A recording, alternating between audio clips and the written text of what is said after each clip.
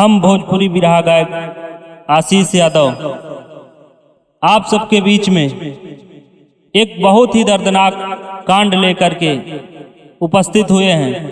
ये जो विमान हादसा हुआ है, इसमें जितने भी लोग मौत के मुंह में गए हैं, हमारी तरफ से और हमारे गुरु जी के श्री गुरुशरण यादव जी की तरफ से श्रद्धा सुमन अर्पित करते हुए गीत के माध्यम से अपना दुख व्यक्त करते हैं।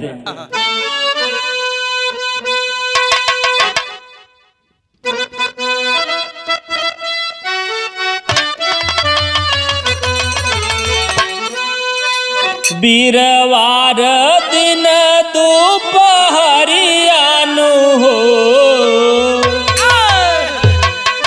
बीरवार दिन दोपहरियानु हो, घिरल गम के बदरिया।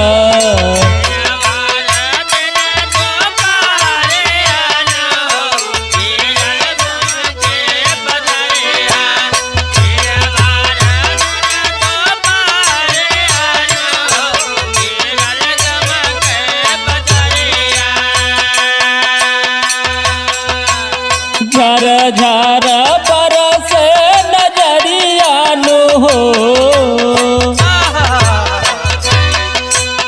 झर झर बरस नजरिया नु हो, गिरल गम के बदरिया।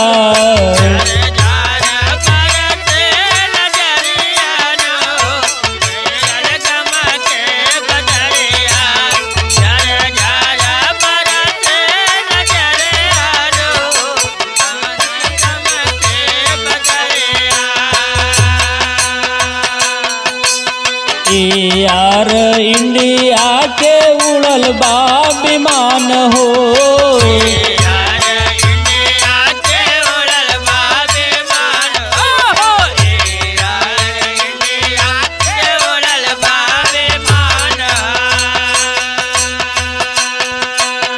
39 समय रहल श्रीमान हो,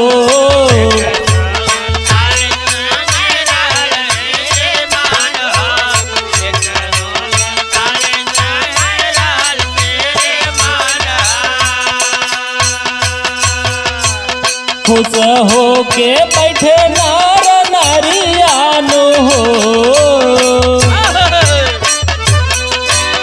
खुश हो के बैठे नार नारियानु हो, घेरल गम के बदरिया।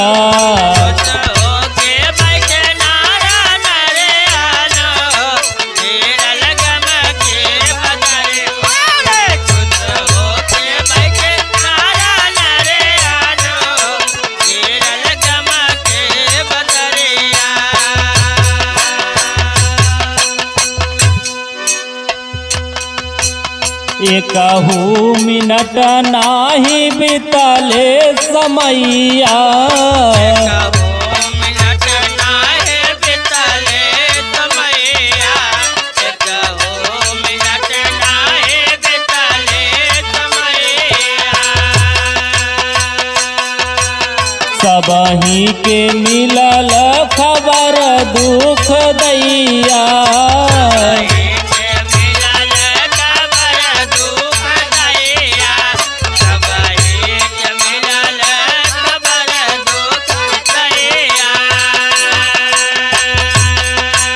उठल बायागी के लहरियानु हो, उठल बायागी के लहरियानु हो, गिरल गम के बदरिया।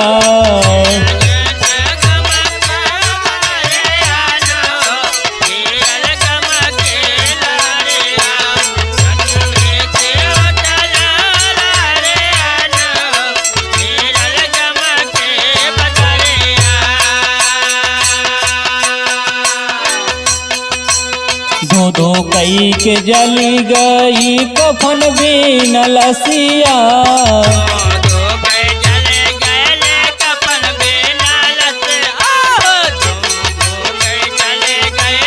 कफन बिना लसिया।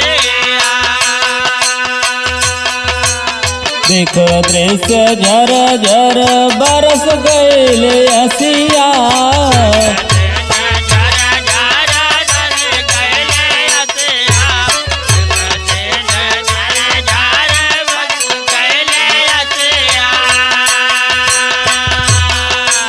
मिलल जब सबके खबरियानु हो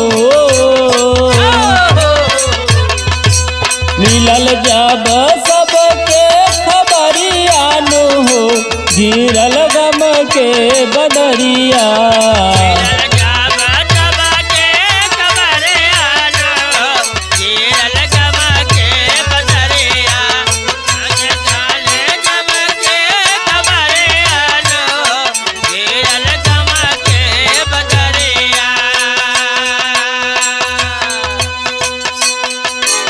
श्रद्धा सुमन हम उनको चढ़ाए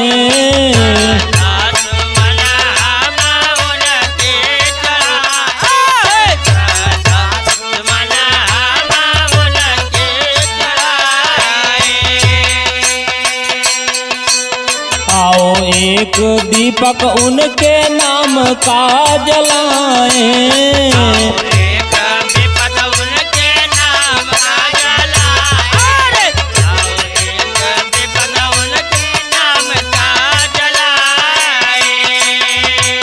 करी है प्रभु दया के नजरियानु हो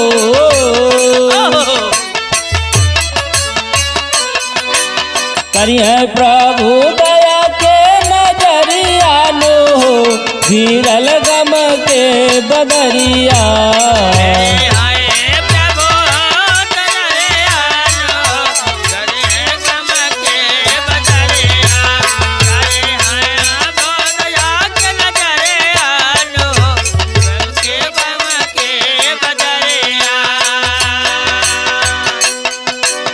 जोड़ दोनों हाथ अर्जी करे जगन्नाथ हो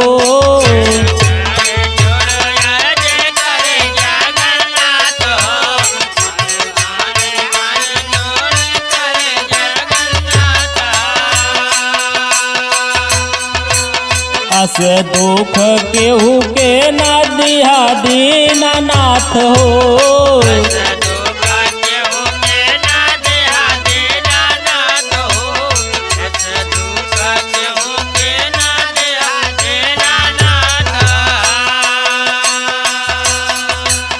आशीष शरण के पुकारियानु हो आशीष शरण के पुकारियानु हो घिरल गम के बदरिया